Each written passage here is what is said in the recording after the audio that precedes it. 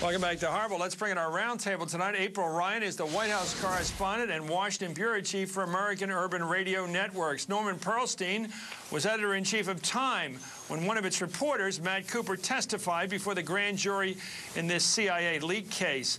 Norman's also the author of the book, Off the Record, The Press, the Government, and the War Over Anonymous Sources. And Patrick J. Buchanan is an MSNBC political analyst. April, let's take a look at, I've never met you before, let's take a look at your interesting exchange today with Tony Snow.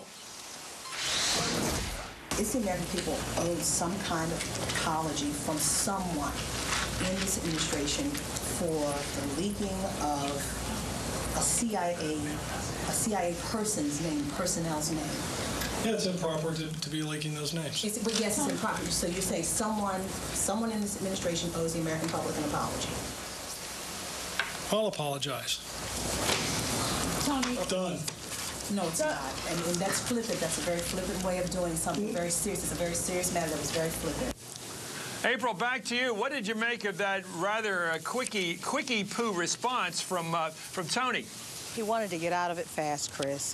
This is something that they didn't want to deal with, and the president's hands were forced. And it's a political hot potato that they wanted to run from today. And Tony did his best, and he fell in the trap. In other words, Tony knew nothing about how the president decided to grant this clemency, but he only assumed it was politically necessary to keep the Red Hots happy. Something like that. But, you know, it's interesting, Chris, the centrist Republicans are very upset about this. The president, basically, listening to some of my sources and people who are close to this administration, close to the president, they're saying the president has totally gone away from what he intended when he first came to Washington. So he was talking about clearing the air, changing the atmosphere, and indeed this is somewhat changing, going back to what he wanted to go away from. So it's just a bad scenario all the way around for the president. You could say he's changing the atmosphere. Scooter Libby's going to get 2.5 years of fresh air now. Let's go to Norman Pearlstine. Your assessment of this political situation we're in right now with the president allowing his top intelligence guy for the vice president, chief of staff, to walk. It's a cover-up. The important charge was obstruction of justice, and as Patrick Fitzgerald indeed said in his summation to the jury, there's a cloud over the vice president, and that cloud exists there because of Libby's obstruction of justice. That's why he was never able to really assess the seriousness of this case. And as for commutation, while it means he's out of jail, it also gives Libby the ability to take the fifth in the civil case involving Valerie Plame. Because? Because he is still appealing the conviction, and as long as that appeal goes on, he does not need to testify in a civil case because he can say that he would incriminate himself if he did so. And the president's got his hands on a big orange carrot as well, right, Norman? He can give the guy a full pardon if he plays ball the next 2 years. That's absolutely right. And if you believe that the obstruction of justice charge was part of a cover-up, then the commutation is an extension of it. We'll come right back with Pat Buchanan to join the roundtable. I want to know whether he thinks that Scooter Libby deserves the G. Gordon Liddy Award for triumphing of the will. You're watching Hardball only on MSNBC. We're back with April Ryan of the American Urban Radio Networks, Norman Pearlstine, former editor-in-chief of Time Magazine, and MSNBC political analyst Pat Buchanan.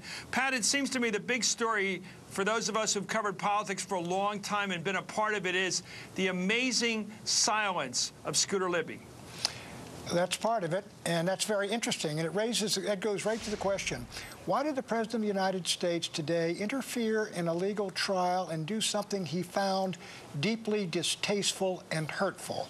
3 explanations. 1, the war party, the neocons, demanded it as the price is staying behind him. 2, the Vice President of the United States went in and called in all of his chips for his buddy. 3, the president or someone in there feels that Scooter Libby behind bars is a walking time bomb. And what do you lean toward as an assessment? I lean toward 1 and 2.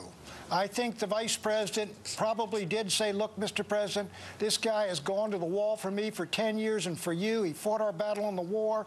It's a rotten charge. It's the prosecutor was after him. He was out of control. And I think the neocons have been, and the Wall Street Journal, Weekly Standard, have been hammering the president so bad that he stepped up and said, I don't want to do this. It's going to hurt. It goes against my image and my beliefs, but I'm going to do it. And that's why you got that statement you did where he hammered Liddy personally. Norman, when the president's proud of something, he goes to the Rose Garden, he calls all the press, he makes a statement in a beautiful sunshine. When he's embarrassed by something, haunted by it, he sneaks it out at night like a leak. What did you make of the way the president pardoned, or rather commuted the sentence of Scooter Libby? Well, it was very late in the day, and it seemed to me that it was something he really wanted to get out and get behind him with as little damage as possible.